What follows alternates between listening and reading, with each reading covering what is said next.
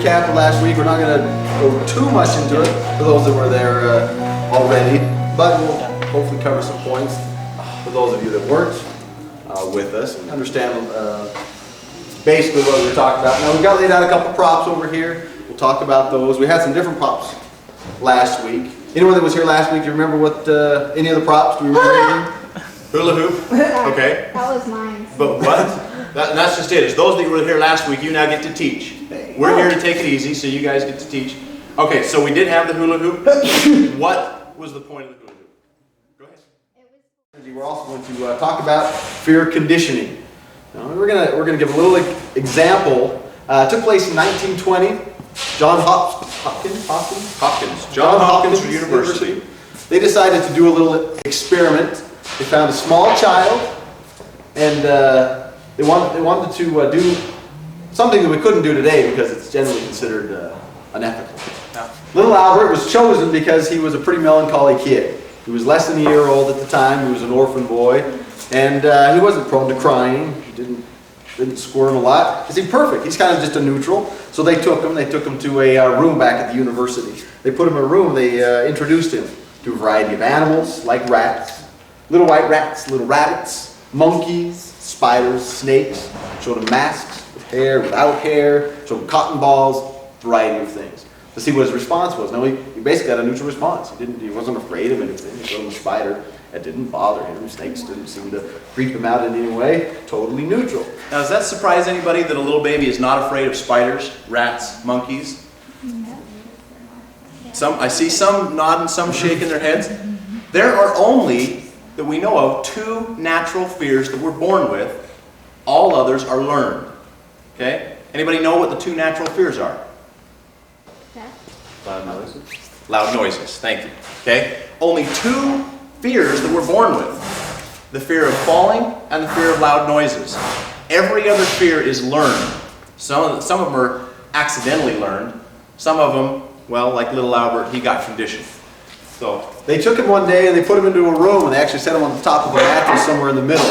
On that mattress they put a white rat and they let him run around. He actually seemed to kind of enjoy it.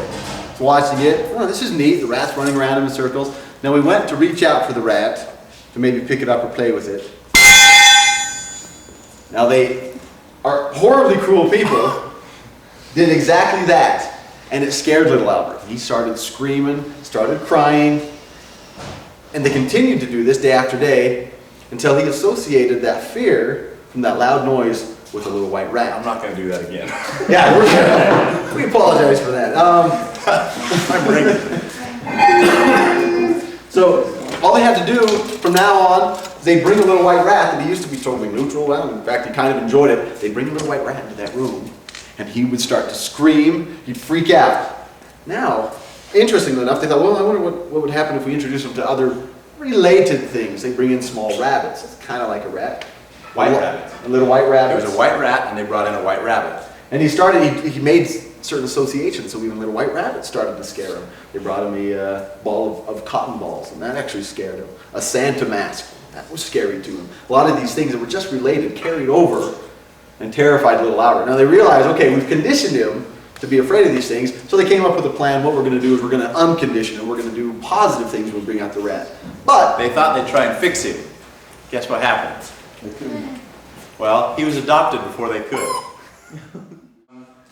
Adam's going to give you an example of a conditioned fear that he developed in a haunted house. It worked on me. I've gone to a number of haunted houses, and I see a lot of animatronics in a lot of these houses, and generally speaking, they're not really that scary. I don't jump when I see them. They don't frighten me.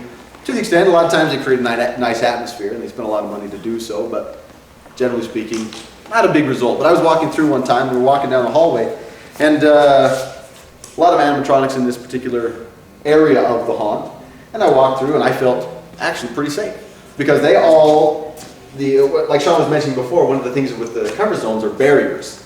Now there's an invisible barrier because I know the limitations of an animatronic. It can only move in certain ways and directions and how it's pre-programmed to do. So I was safe. I had a little invisible barrier based on their programming, and I walked through them. I saw a a scene up ahead. It was kind of a lame scene, actually. It was the shower scene from Psycho, and they had a very lousy, probably the worst animatronic in the whole place in the shower. Oh, this is actually kind of dumb. I paid money for this, and I walked through, and that about that time, I walk up to the animatronic that's in the shower. It steps out of the shower and starts chasing me.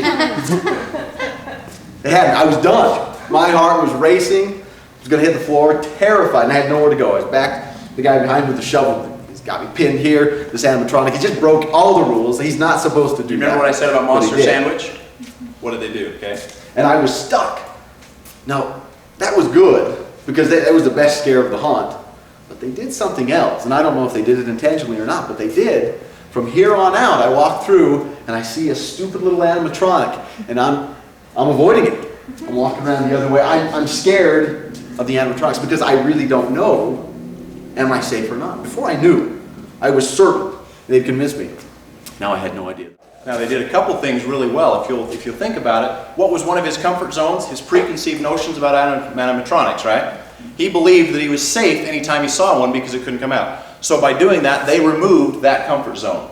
One of the barriers that we have is we kind of know what's going to jump out at us and what won't.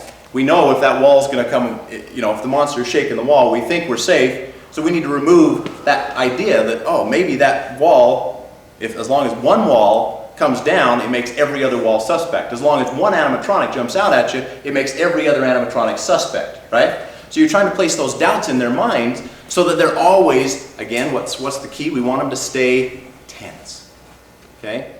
Okay. There we go. Okay. I need you to continue to blow it. No, don't pop it. Don't plug it.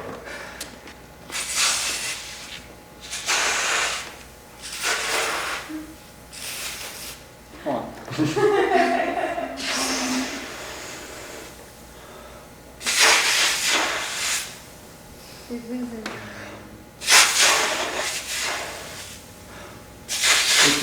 Rob is not a win there. He's gonna pass out here in just a second. I'll catch you. You won't blow it up. It won't. It's not supposed to. Okay. You're okay. Stop. What's happening? Thank you. I'll have He's you do turning it. red. Yeah, he is. He's turning red. He's putting a lot of energy. I'm Do we need just help? fine. Okay, go ahead and sit back down. I got my right one there. Okay, he spent a lot of energy, and what happened? Nothing. Well, come on, it expanded. Something there. Right? I saw a couple of you guys with your ears plugged. You were ready. You were expecting it. But what was going on? Tension leak. What's that? Tension leak. It was a leak, exactly. Okay? And as it starts getting big, what did we all do? We kind of got a little tense. And then we realized, oh, it's deflating. And as it was letting out, there's still air in there. But we all were relieved because it's not going to pop. We know that it's not nothing. So we'd fill it up again and we'd all get tense. And then it would leak and nothing. And then after a while we realized, nothing is going to happen. He's got something to prove now. There we go. Okay, what's the big difference between those two? Come on, it was an obvious difference. One exploded. Like I didn't know that. One exploded, okay? I did it. I don't know if anybody else noticed, but on that one, I did this, right? I was waiting for it. I knew what was going to happen. Every one of you tensed up more because we knew that the tension wasn't going anywhere. Eventually, it had to give, okay? How does that apply to you guys going through? Somebody going through for 30 minutes inside, how does that apply? Have you ever gone through a haunt and you get out the other side and you're like, that was fun? Versus getting out the other side, you're like, you've seen it, you know there's people that come out. Yeah, there we go, these guys right here coming out the other side, and you're just like, oh, you got this, it's all inside, you've got to get it out. You're just, it's so tense, right? What was the difference? Yeah. Inside, there are tension leaks that you guys can plug.